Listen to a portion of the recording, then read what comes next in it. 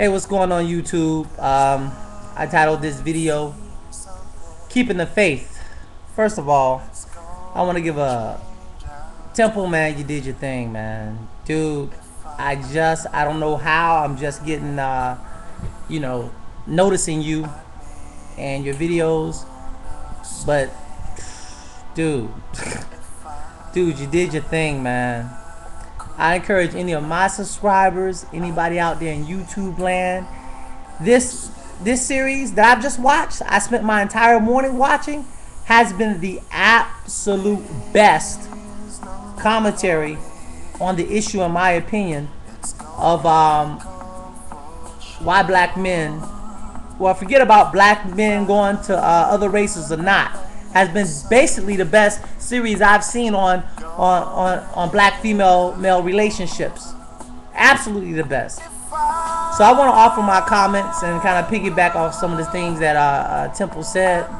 Once again, I don't mean to be all over your jock, dude, but you did your thing, man. I mean, hopefully you pursuing TV and entertainment and commentary as a career, because you did your thing, man. Seriously, you did your thing. Anyway, what I want to talk about is keeping the faith. I agree absolutely 100% with absolutely every word that came out of Temple's mouth in this series. And I want to talk a little bit about me and my experiences. I love black women. I absolutely have a love, have a desire, have a passion for black women and only black women. Now, it doesn't matter where the black women come from.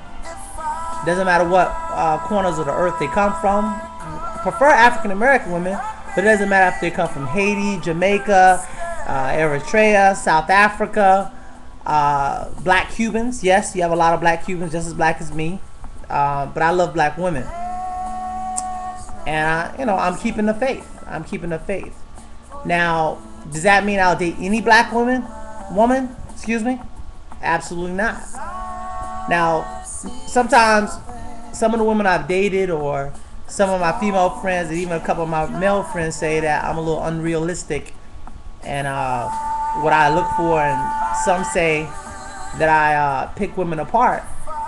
But one thing I will not date is a woman with a over-aggressive attitude. That's just not going to happen.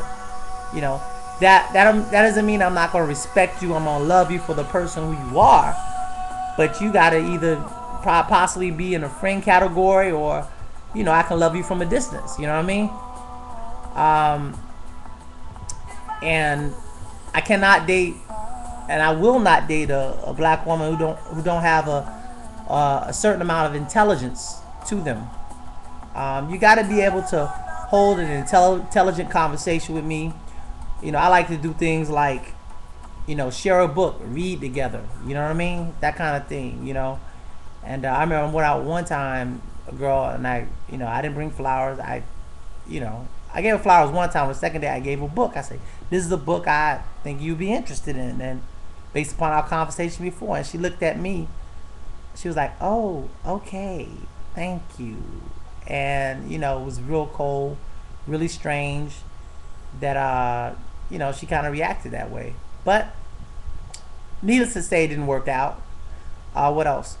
I prefer black women who they don't have to be natural, but as far as hair, but I prefer natural women.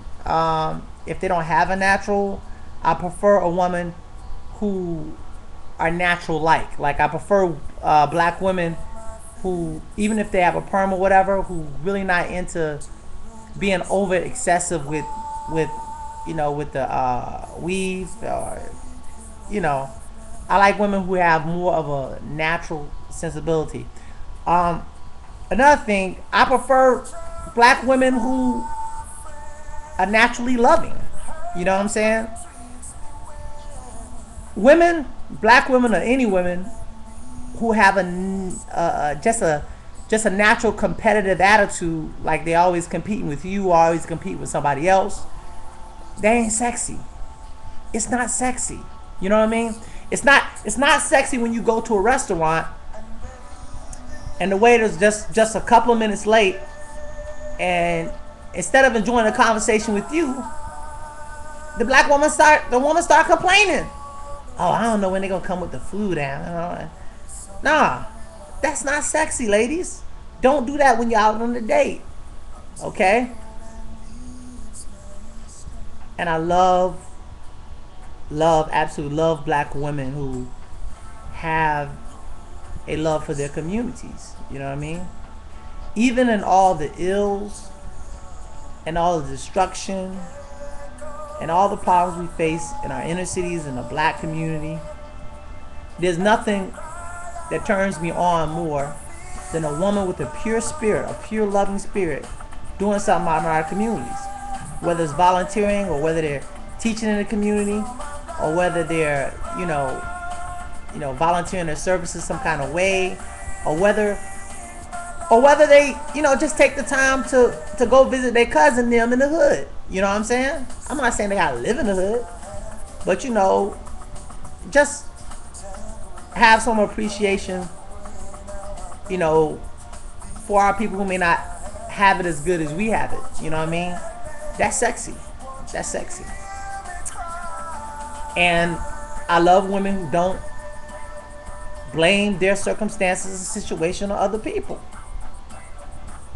That's not sexy. You know what I'm saying? It's not sexy. With that being said, the reasons why.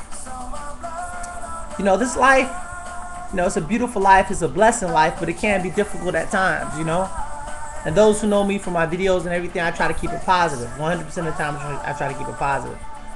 So, I feel like a woman in my life should be, the peacekeepers of the home. And I know a lot of black men feel the same way. In fact, a lot of men, period, black, white, or otherwise, feel like the woman should be the peacekeeper of the home. Not that the man shouldn't contribute it. So when a man comes home, when a woman's come home, your home is your sanctuary. Your home is your peace. Your home should be the place of love.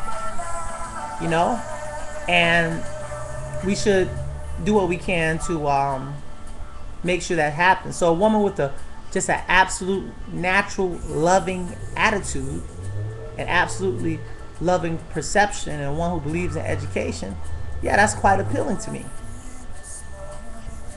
Now, about black men dating outside of the race, or black women dating outside of the race, I don't have a problem with it. I don't have a problem with anybody else doing it. But ever since I was a teenager, and even a young kid, I graduated high school in '91, so I was raised primarily in the '80s. And as much as you young black women in your 20s and teens, and your 20s and late 20s now, or mid 20s, early 20s, whatever, complain about it now. Imagine in the 80s when a lot of these athletes really started having white women, or when. So I was raised by a single mother, and I have a lot of older female cousins. It's like in their 40s. So it was a constant topic of hot conversations when I was like 10, 8, 9, 12. So I kind of subconsciously made a vow to myself that it's going to be a black woman or no woman. I always had the dream, the desire to be that example. You know what I mean? No matter how much I may connect with a white woman or woman with any race, it will be hard for me to marry them. And in fact, I will not marry them or have a serious relationship with them, because I will not. It will defeat that dream that I always have to be that example of a beautiful black couple that I always wanted to be with whoever I desire to be with. So I when I see older black couples in their 50s, 60s, some 70s, 80s, and see the connection, or when I see a young black couple, there's a sense of warmth that comes with the side of me that says, hey, this is possible. I don't mean just any black couple. I'm talking about an intelligent, well put together black couple that has a certain love for each other, and you can actually see that love. So I'm gonna continue this conversation in part 2 of Keeping the Faith. Peace.